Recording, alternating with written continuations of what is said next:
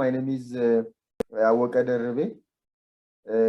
I am working at Bahar Dar University College of Medicine and Health Sciences.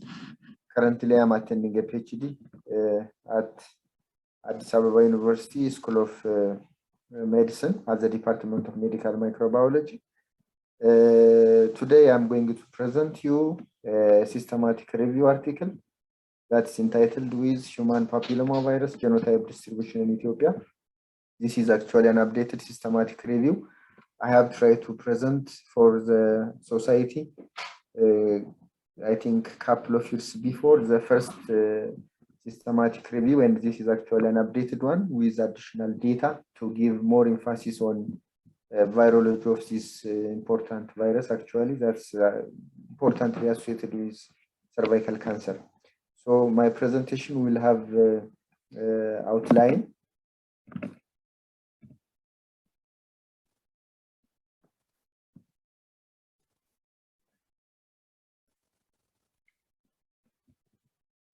Sorry, it seems it's stuck. Yeah, so I will go through this outline. To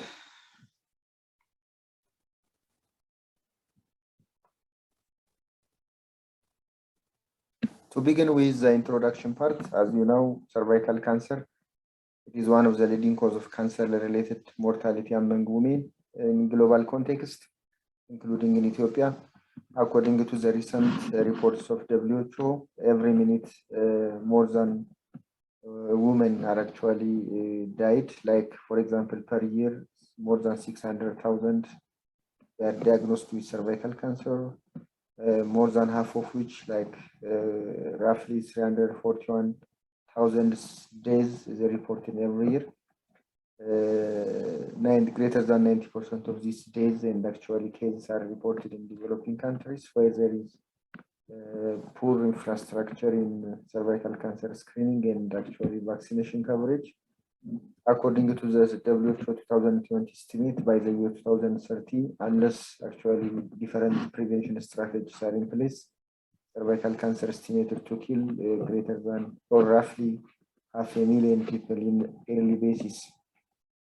So cervical cancer in Ethiopia is also one of the important cause of death. Roughly it kills like 7,600 women.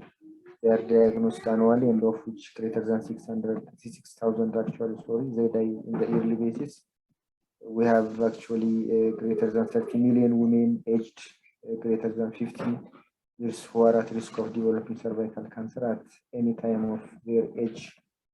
So screening, when you see the screening coverage of Ethiopia, specifically the sub-Saharan Africa, it's estimated to be 2 to 20% in urban areas, and it's up to 40% in rural setting. But the VIA coverage in Ethiopia, according to the recent information, it is less than 1% actually, which is not good, and we need to have some activities on this area.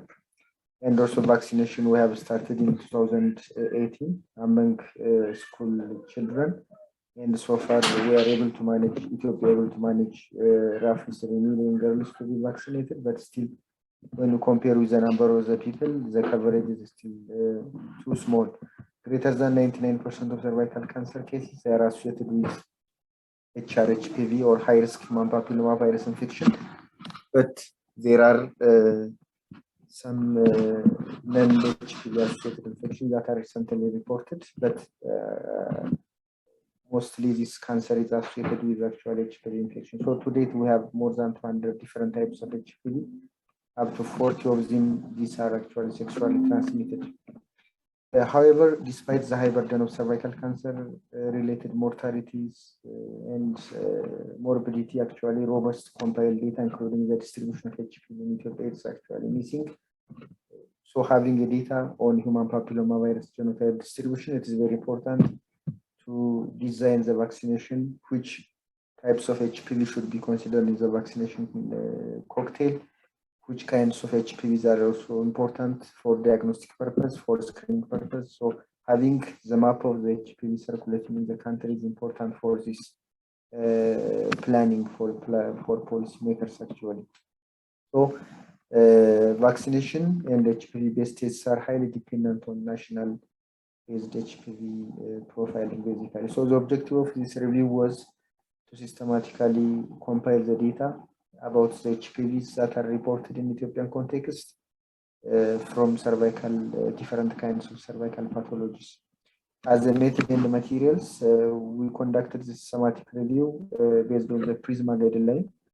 So there is a standard format to do systematic review and meta-analysis using the PRISMA, the preferred reporting system for meta-analysis guideline. So the eligibility criteria to include the paper was the study design. Basically, we have used cross-sectional studies.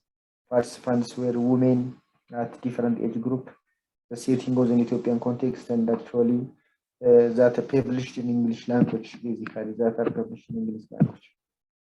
With regard to the information source and research strategy, we have looked for this published published original studies from PubMed, Medline, Scopus, and also Gray literature from actually Google Scholar and similar websites.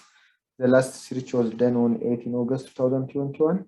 We used these mesh terms that are recommended by the PRISMA, basically, to combine words so that it will be easy to pull out the papers from these indicated databases. The study selection articles that reported molecular epidemiology of HPV, they were actually pulled out from this database and they were imported and handled using EndNote X5. Duplicates were removed. The title, the abstract, and the full text were sequentially screened for final inclusion for analysis. When we see the data collection process and the data items, we have extracted the first author, the year of publication, the age group of the women participants, the study area or the region, the study design, total number of women involved in the study, and the type of HPV identified from each included studies. Two authors, actually, the first two authors were involved in selection, data extraction, and measurement of the risk of bias. When we see the quality appraisal of the included studies, to assess the risk of bias, we have used the 9-item based the JBA critical appraisal tool. Actually, we assumed that papers that scored greater than 50% or greater than 5 of 9 weight were considered as good quality. So accordingly, our studies included in the final analysis were actually considered as good quality paper.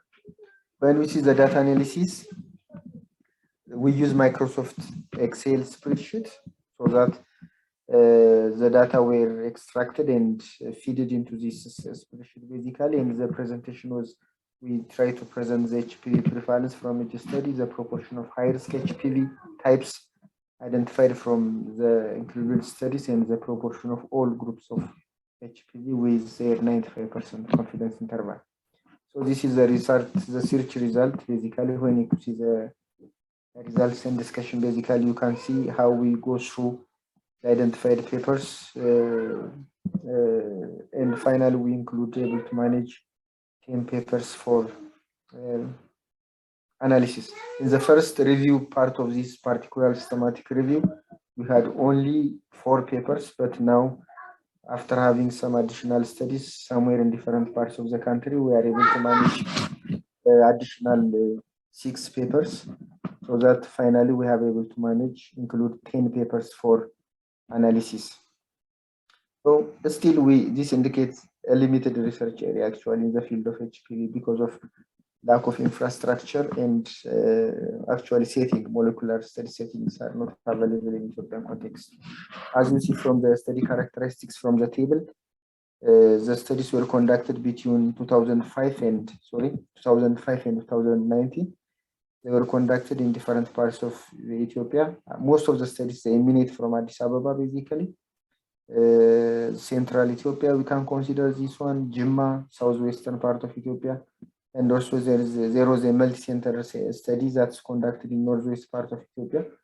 They have included different kinds of women, okay, from the community and also from the OPD setting for molecular analysis, basically. This is the number of the study participants, age of the study participant in terms of age range. The minimum is actually, as you see, 18 years up to 85 years of age are included, and also the prevalence of HPV they have reported, and also the proportion of high-risk HPV is actually the proportion they reported is different because the women, the study subjects were actually different. Some are from the study population, what you call the community, some are from the health facility setting, basically. When we see the overall HPV genotype distribution in Ethiopia, as you see from this picture, this graph, we are able to label the HPV genotypes with low risk HPV, LR, low risk HPV, probable high risk HPV, and also high risk HPV, which are actually very important, and they're associated with cancer, malignancy, different kinds of cancer, including cervical cancer, basically. So among the different HPVs reported, as you see from this table, HPV, we have able to identify 29 different HPV genotypes with a sum of 1,926 sequences, basically.